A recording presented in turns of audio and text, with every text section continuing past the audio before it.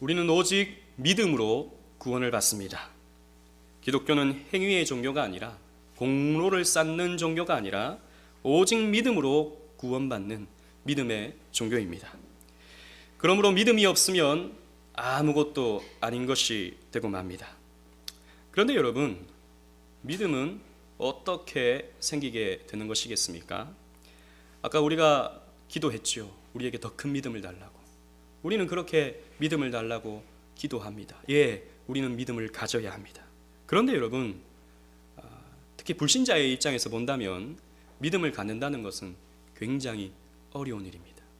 믿음이 약한 사람이 더 큰 믿음을 가져야지, 더 하나님을 분명하게 뚜렷하게 신뢰하고 믿어야지 라고 생각은 하지만 마음대로 그렇게 쉽게 될 수 있는 것이 아닌 것입니다. 성경에서는 믿음을 어떻게 정의하고 있냐 하면 믿음은 선물이다 라고 정의하고 있습니다. 에베소서 2장 8절 말씀에 너희는 그 은혜에 의하여 믿음으로 말미암아 구원을 받았으니 이것은 너희에게서 난 것이 아니요 하나님의 선물이라 라고 사도 바울은 영감된 기록을 통해서 우리에게 밝혀주고 있는 것입니다. 하나님의 선물이다라는 것이죠. 선물을 주는 사람이 일방적으로 주고 싶은 사람에게 주는 것이죠. 마찬가지로 믿음이라고 하는 것은 하나님이 구원받기에 합당한 택자에게 선물로, 아무 조건 없이 선물로 주시는 것입니다. 그러므로 우리의 애씀과 우리의 노력으로 결코 믿음을 얻을 수는 없는 것이죠. 그래서 기독교의 믿음은 우리가 믿고 싶다고 믿는 것이 아닌 것입니다. 아무리 믿음이 없는 사람에게 믿어보라고, 좀 믿으라고 강요한다고 해서 믿어지는 것도 아닌 것입니다. 그렇다면 우리 의지로 되는 것이 아니기 때문에, 우리 힘으로 되는 것이 아니기 때문에, 어차피 하나님께서 주셔야만 받을 수 있는 것이기 때문에 우리는 그저 넋놓고 앉아 있기만 하면 되는 것이겠습니까? 그것도 아닙니다. 물론 하나님께서 주시는 것이지만, 하나님의 일방적인 은혜의 선물로서 주시는 것이지만, 우리 편에서 믿음을 갖기 위해 구해야 할 자세가 있는 것이죠. 오늘 본문의 말씀은 우리가 어떻게 믿음을 가질 수 있는지에 대해서 말씀해 주고 있습니다. 믿음은 어떻게 생겨나고 자라나는 것인지 오늘 이 본문의 말씀을 통해서 여러분들과 함께 은혜를 나누고자 합니다. 첫 번째로 우리가 생각할 것은, 믿음은 하나님의 말씀을 들음에서부터 시작한다는 것입니다. 말씀을 들어야 된다는 것입니다. 본문 말씀에 그러므로 믿음은 들음에서 나며 들음은 그리스도의 말씀으로 말미암았느니라 라고 했습니다. 여기서 들음이라고 기록된 이 단어의 헬라어 원어를 살펴보면 아코에라는 말입니다. 이 단어는 들음, 귀, 들리는 것, 소식, 가르침, 보고, 소문, 이런 뜻을 가지고 있는 단어입니다. 성경에서 이런 뜻으로 번역이 되었던 것이죠. 즉 귀로 듣는 그 무언가를 의미하는 단어가 바로 아코에인 것입니다.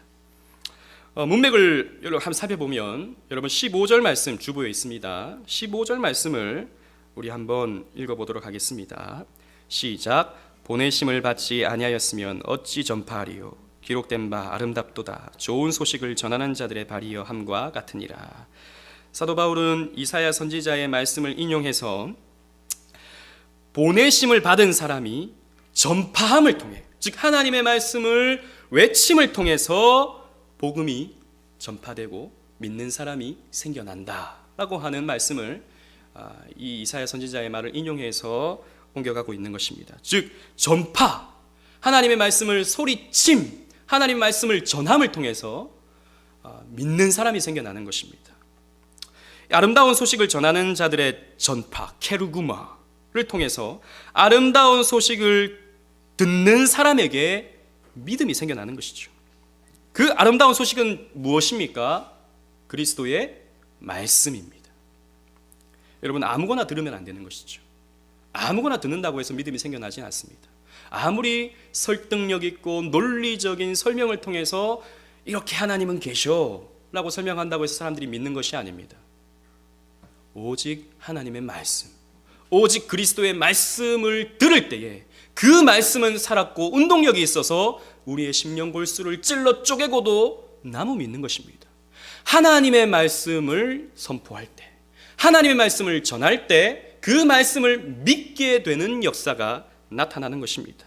하나님은 구속의 경륜 가운데 택자 구원의 완성을 이루어가기 위해서 하나님은 전도자의 선포, 설교를 통해서 믿는 자를 구원하시는 것입니다. 그래서 하나님은 설교를 통해서, 말씀 들음을 통해서 믿는 자들을 구원하시기를 기뻐하시는 것이죠.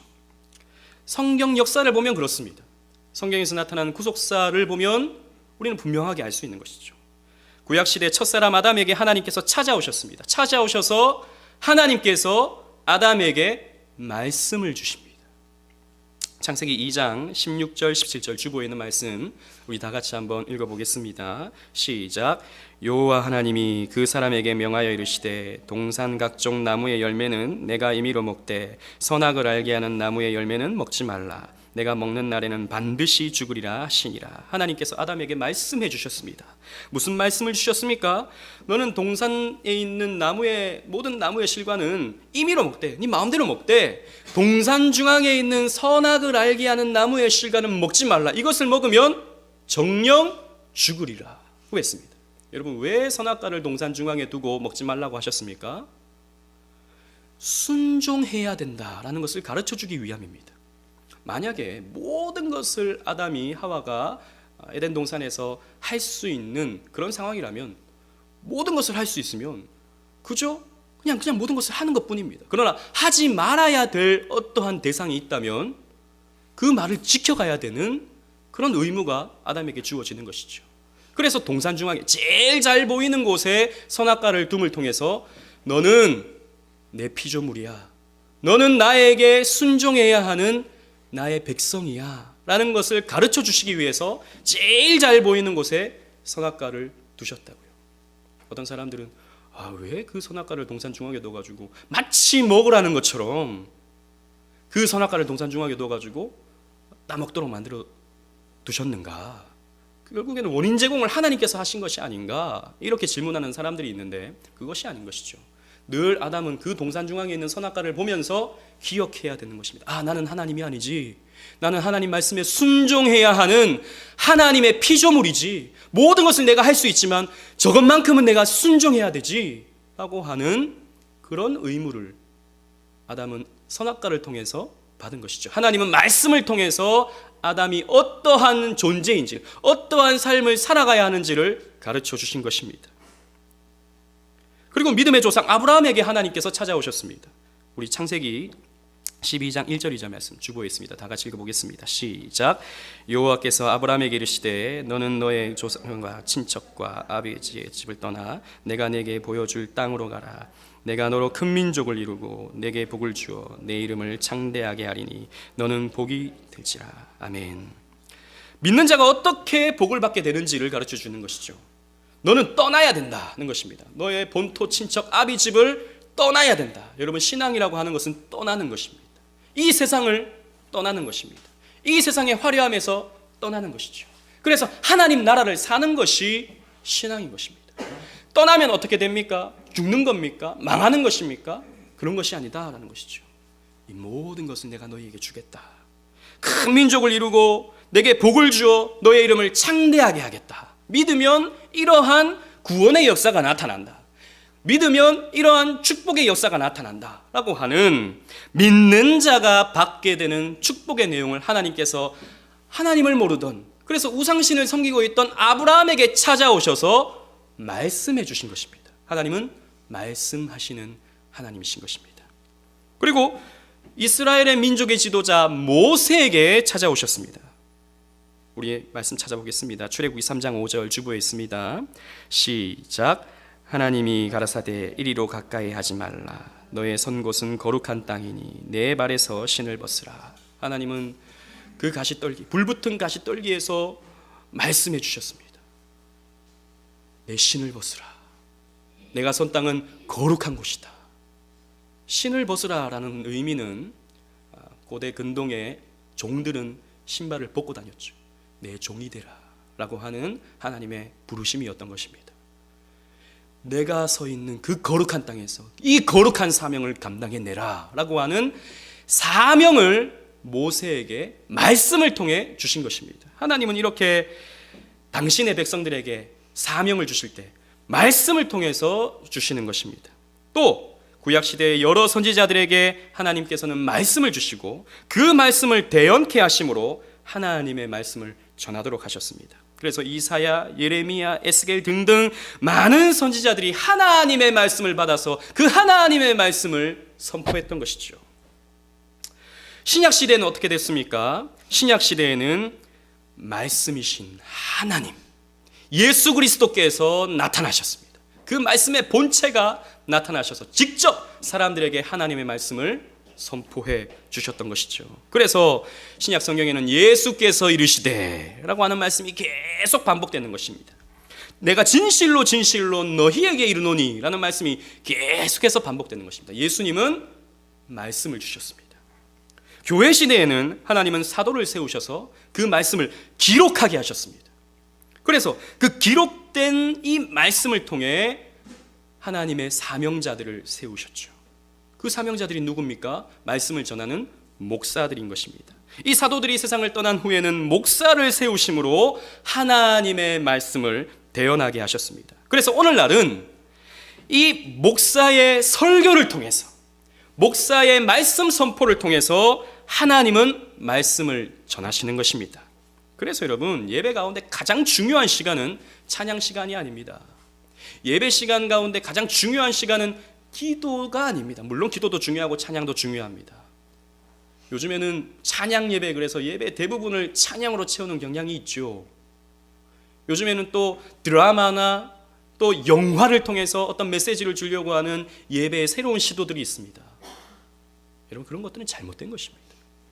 예배의 중심은 하나님을 만나는 가장 중요한 시간은 바로 말씀을 듣는 시간입니다.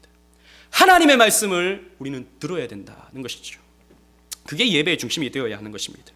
하나님은 이렇게 말씀을 우리에게 주심으로 우리의 삶의 목적과 삶의 원리를 알려주시고 믿는 자가 받게 될 축복을 약속해 주시고 또 우리에게 사명을 주심으로 당신의 백성들을 인도하시고 우리를 결국 구원해 주시는 것입니다. 그러므로 하나님의 구원 방법은 하나님의 말씀의 선포에 있습니다. 하나님의 백성들은 하나님의 말씀을 들음으로 하나님의 아름다움을 발견하고 하나님을 인격적으로 만나며 하나님을 믿게 되는 것입니다. 저는 참 어릴 때 놀라운 그런 경험을 했었는데요. 뭐 놀랍다고 해서 신비적인 그런 건 아니고 중학교 때 저희 집에 마이마이 카세트가 있었습니다. 마이마이 카세트. 여러분 아십니까? 마이마이. 마이마이 카세트가 있었는데 그 카세트가 고장이 났어요. 테이프가 안 돌아가는 겁니다. 저희 누나가 쓰던 건데 그래서 그걸 뭐 그냥 방치해 두고 있었습니다. 그때 당시 그것도 굉장히 귀하니까.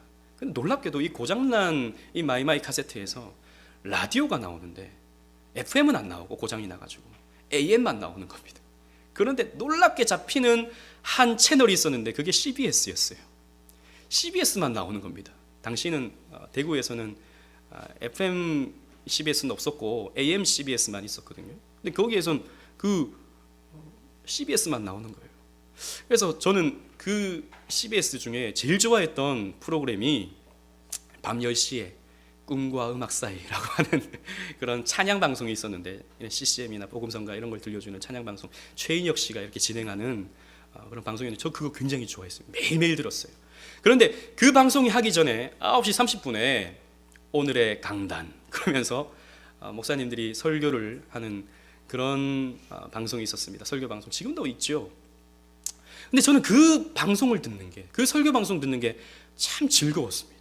그때 당시에 조용기 목사님, 또 그때 당시에 갈보리 교회 박조준 목사님, 또 서울의 유명한 목사님들, 또 대구의 큰 교회 목사님들 설교를 이렇게 들었습니다. 근데 어린 나이에 그 말씀 듣는 게 참 재밌었습니다. 즐거웠습니다. 그리고 그 말씀을 제가 메모도 했다고요. 그 메모가 아마 저 기록이 남아있을 겁니다. 중학생이 사실 그렇게 되기는 좀 쉽지 않지 않습니까?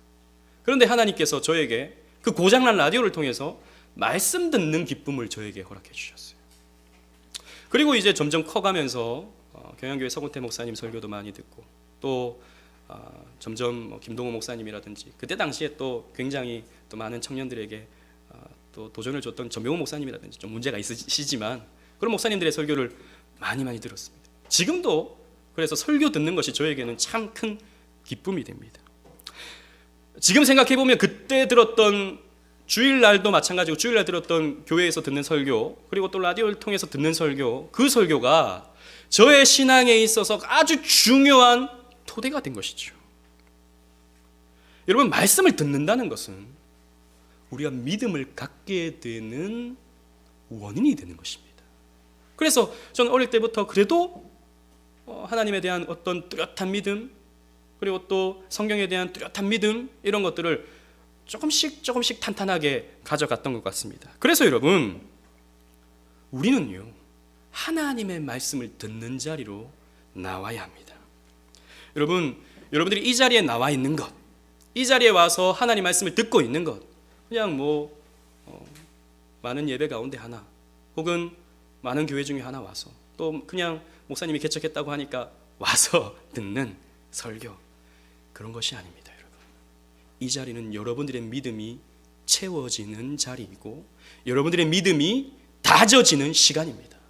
여러분 말씀 듣는 것은 그렇기 때문에 너무나도 중요한 것입니다. 여러분 말씀 듣는 자리를 사모하시기를 바랍니다. 여러분 믿음을 갖고 싶잖아요. 더 뚜렷한 믿음을 갖고 싶잖아요. 흔들리지 않는 믿음을 갖고 싶잖아요. 여러분 그저 그냥 가만히 있으면 되는 것이 아닙니다. 말씀 듣는 자리로 나와야 하는 것입니다. 말씀을 들어야 하는 것입니다. 그래서 여러분 말씀을 들을 때도 잘 들어야 합니다. 말씀 듣기 위한 준비를 해야 되는 것이죠. 여러분 이 말 여러분 오해하지 마십시오. 제가 누구를 지칭해서 하는 것은 결코 아닙니다. 우리가 말씀 듣는 자리로 나오기 위해서는 준비된 자세로 나와야 하는 것입니다. 그래서 여러분 예배 시간은 늦어서는 안 됩니다. 오늘 늦으신 분들이 있는데 제가 뭐라고 하는 건 아닙니다. 그러나 여러분 우리가 말씀 듣기를 준비하는 마음으로 시간을 맞추어서 기도함으로 오늘 나에게 필요한 말씀을 주시옵소서, 깨달을 수 있는 말씀을 주옵소서라고 하는 마음을 가지고 여러분 준비해야 하는 것입니다. 묵상해야 되는 것이죠. 그것이 없다면 예배, 설교 시간 딱 맞춰서 우리는 예배를 그래도 우리는 보수적인 교회니까 핵심적인 게 설교니까 설교를 들으면 나는 예배 드렸다고 생각하지만 그런 게 아니거든요. 시작부터 끝까지 전체가 예배고 하나님께 올려드려져야 하는 예배입니다. 그렇기 때문에 여러분 늦어서는 안 되고 마음의 준비를 해야 되는 것이죠. 또 여러분 예배 시간에 졸아서는 안 됩니다. 설교 시간에 하나님 말씀 듣는 시간에 졸아서는 안 됩니다. 여긴 지금 조는 사람이 한 명도 없죠. 조면 다 티가 나니까. 예. 근데 큰 교회에서는 조는 사람 참 많거든요. 기가 막히게 설교가 시작한과 동시에 졸기 시작하고 설교가 딱 끝나면 잠이 깨는 놀라운 역사가 예배 시간마다 나타나는 그런 모습들을 저는 참 많이 봅니다. 여러분 부탁을 드리는데 토요일은 일찍 주무시기를 바랍니다. 토요일 밤은 재밌는 거 많이 하잖아요. 토요명화 요즘도 합니까만 재밌는 거 많이 하죠. 저도 토요일은 왠지 일찍 자면 아까운 것 같은 그런 생각이 들기도 합니다만 그러나 우리가 말씀 듣기를 사모하는 마음을 가지고 졸지 않기 위해서 토요일날 일찍 주무셔야 되는 것이죠. 왜냐하면 여러분 우리가 삶의 패턴이라는 게 참 중요하지 않지 않습니까? 토요일날 늦게까지 시간을 보내면 주일을 우리는 온전한 정신으로 감당해낼 수가 없습니다. 일찍 주무셔야 되는 것이죠. 또 말씀 시간에 우리는 집중해서 들어야 됩니다. 애를 쓰면서 우리는 집중해서 들어야 됩니다. 눈은 목사님을 보고 있는데 정신은 집에 가 있고 정신은 직장에 가 있고 정신은 내 가족들에게 가 있고 이러한 상황도 교회 안에서 너무나도 많습니다. 제가 다 압니다. 저도 경험이 있으니까. 앉아 있으면 눈은 목사님을 보고 있는데 생각은 딴 생각을 하고 있는 것이죠. 아닙니다. 여러분 집중해야 되는 것입니다. 또 여러분 말씀 시간에 빠지지 말아야 됩니다. 물론 여러분 우리가 가장 중요한 것은 주일 낮 강단입니다. 빠지지 말아야 됩니다. 하나님 말씀 들어야 됩니다. 여러분 우리가 먹어야 살지 않지 않습니까? 먹어야 살죠. 먹어야 힘이 나죠. 마찬가지인 것입니다. 하나님의 말씀은 우리의 양식입니다. 이 양식을 먹어야 힘이 나고 살아갈 수가 있는 것이죠. 여러분 우리 예배 안 드려도 살 수는 있습니다. 그러나 영적으로는 죽어버리는 것입니다. 영적으로 살기 위해서는, 믿음을 갖기 위해서는 하나님의 말씀을 먹어야 되는 것이죠. 오늘 표현으로서는 들어야 되는 것입니다. 믿음은 들음을 통해서 나는 것이기 때문입니다. 그래서 여러분, 우리가 말씀 듣기에 더 준비되고 더 집중하고 더 우리는 빠지지 말고 이 자리에 참여해야 되는 것이죠. 두 번째로 우리가 생각해야 될 것은 믿음은 하나님의 말씀을 순종하면서 자라난다는 것입니다. 한 번 더 본문을 읽어보면 그러므로 믿음은 들음에서 나며 들음은 그리스도의 말씀으로 말미암았느니라 라고 했습니다. 여러분, 본문의 믿음은 들음에서 나며 라고 하는 이 말은 단순히 말씀을 듣는 것에만 의미하는 것은 아닙니다. 무슨 말이냐면 1차적인 의미는 듣는 것이 맞죠. 말씀을 들어야 하는 것이 맞습니다. 그러나 이 듣는다라고 하는 이 말에는 순종한다라고 하는 의미도 포함되는 것입니다. 예를 들어서 저희 아들 저기 있는데 저희 아들은 참 말을 저희 아들 또 예를 들면 또 상처를 받으려나? 어떤 애가 있어요. 어떤 애가 있는데 어떤 애는 참 말을 안 들어요. 참 말을 기가 막히게 안 듣습니다. 이렇게 말을 표현하면 그 친구가 무슨 청력이 딸려가지고 말을 하면 못 듣고 의사 전달이 잘 안 되고 그런 의미에서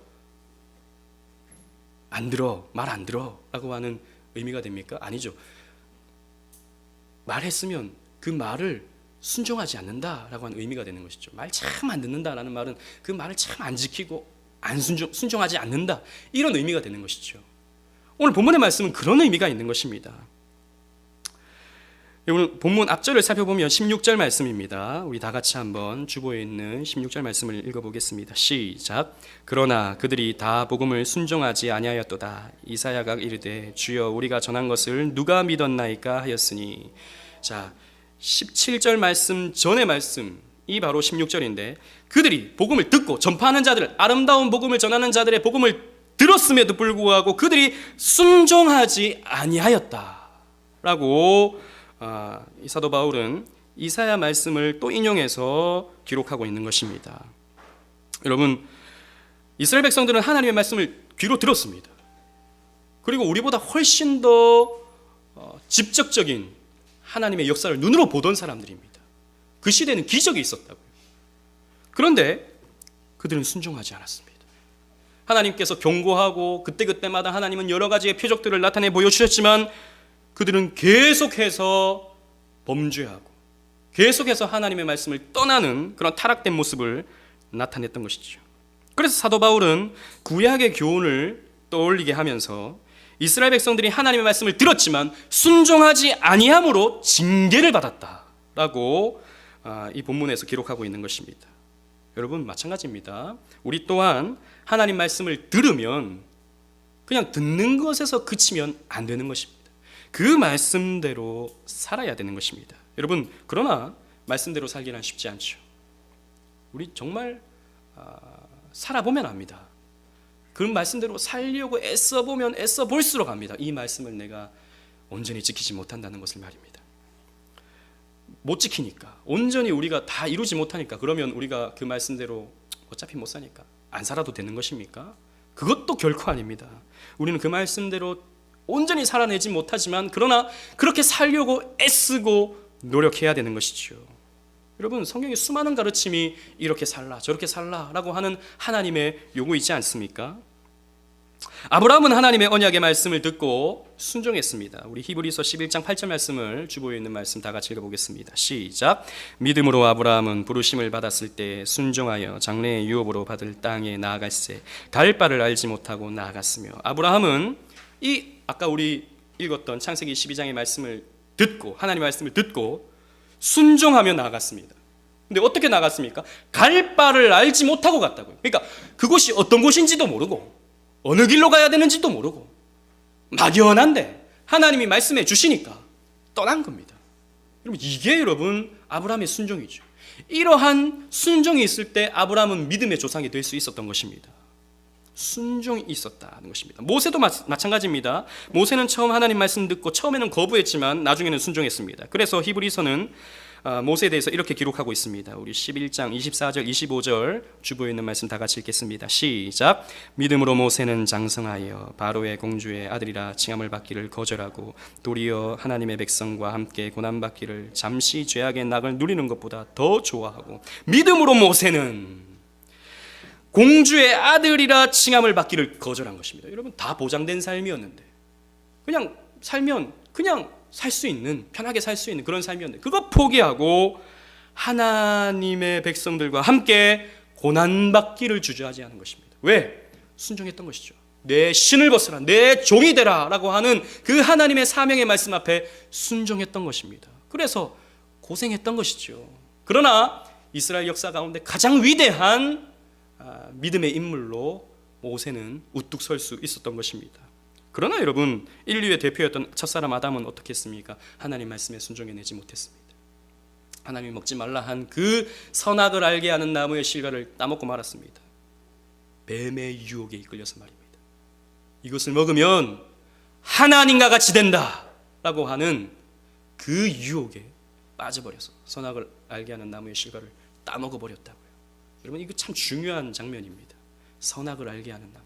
그러니까 선악은 하나님께서 판단하시는 것인데, 아담은 자기가 이제 판단하겠다는 것이죠. 무엇이 옳고 그른지, 무엇이 해야 되고 하지 말아야 될 것인지. 예전에는 하나님께서 가르쳐주셔서 그 말씀에 순종해야 되는데, 아니 내가 이제 판단할 거야, 내가 이제 하나님의 자리에 오를 거야 라고 하는 그 교만으로 말미암아서 선악을 알게 하는 나무의 실과를 따먹고 만 것입니다. 그 결과가 어땠습니까?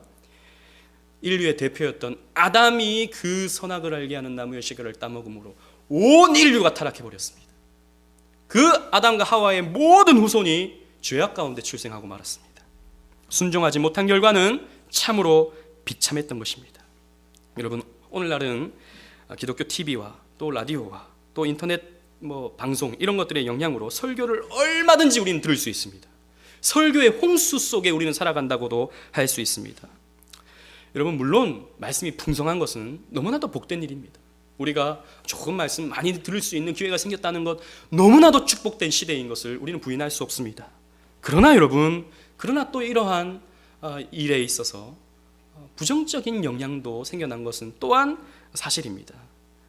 설교를 감상하는 일이 오늘날에 많이 만연되고 있다는 것입니다. 설교를 그저 감상하는. 그래서 어느 목사님은 참 설교가 좋아, 어느 목사님은 설교가 참 재미있어, 어느 목사님은 설교가 참 감동적이야, 이렇게 설교를 그저 음미하는, 설교를 그저 즐기는, 어떤 좋은 강연을 듣는 것처럼 그렇게 즐기는 습관이 우리에게 생겨버리고 마는 것입니다. 여러분, 설교는 결코 감상하는 것이 아니죠. 하나님의 말씀은 결코 시청하는 것이 아닙니다. 더더욱이 설교는 결코 평가할 수 있는 것이 아닙니다. 여러분, 하나님의 말씀을 어떻게 우리가 평가할 수 있습니까?